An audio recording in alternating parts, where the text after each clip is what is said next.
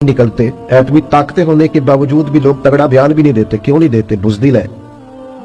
मैदानों में एटमी बम से नहीं लड़ा जाता, ईमान की ताकत से लड़ा जाता है। तरस नहीं आता तुम्हें उन बच्चों पर, सिसकती बिलकती मखलूक पर? तो कहां है अक़वाम मुत्तहिदा की तंजीमें, और कहां है वो यूरोप जो कुत्तों और बिल्लियों के हुकूक पर तंजीमें बनाते हैं, जो जानवरों के हुकूक की बात करते हैं? वो कहां अपने दिलों में छुप गए?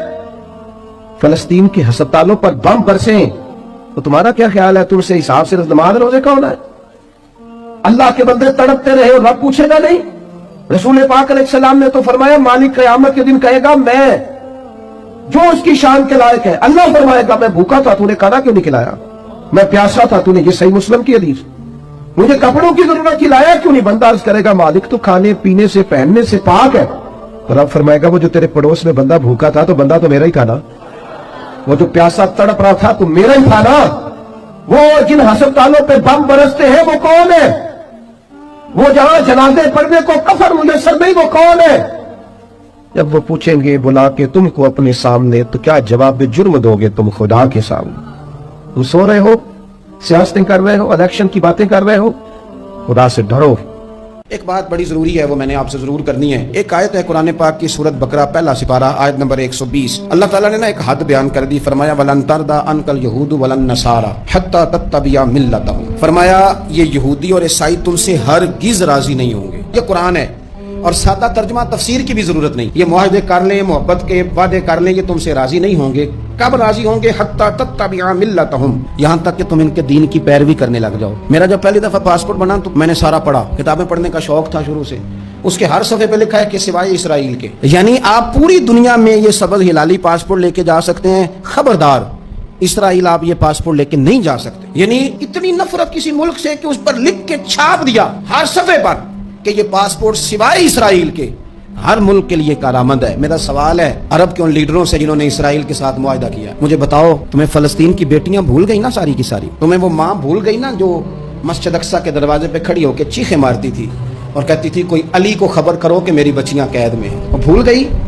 तुम्हें वो बहन भूल गई ना जिस पर शराब की बोतल उंडेलते थे इसराइल के फौजी? वो आपको अभी भी वीडियो मिल जाएगी।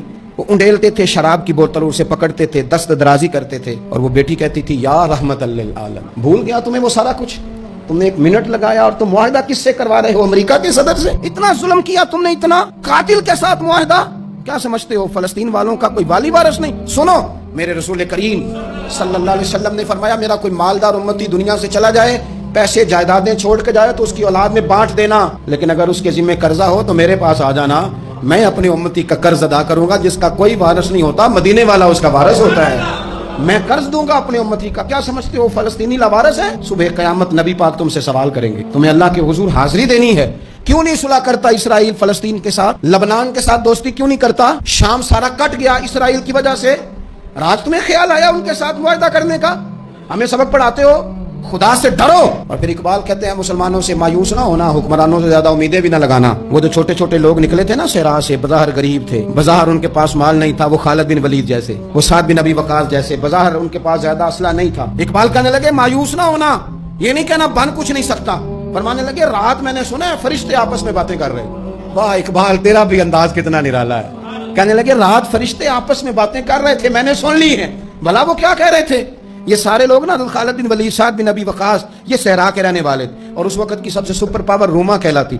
उलट पुलट के रख दी सारी रोमी सल्तनत। तो इकबाल कहने लगे, रात फरिश्ते आपस में बातें कर रहे थे कि सुना है पाकिस्तान के, हिंदुस्तान के मुसलमान जवान मायूस हो गए। कहने लगा, ना मायूस होना, निकल के सहरा से, जिसने रोमा की सल्तनत को उलट दिया था, निकल के सहरा से। गर्मी देखो इस शेर की, वलवला देखो इस मर्द का जो मुसव्वर पाकिस्तान है, निकल के सहरा से, जिसने रूमा की सल्तनत को उलट दिया था। सुना है मैंने ये कुदसियों से, वो शेर फिर होशियार होगा।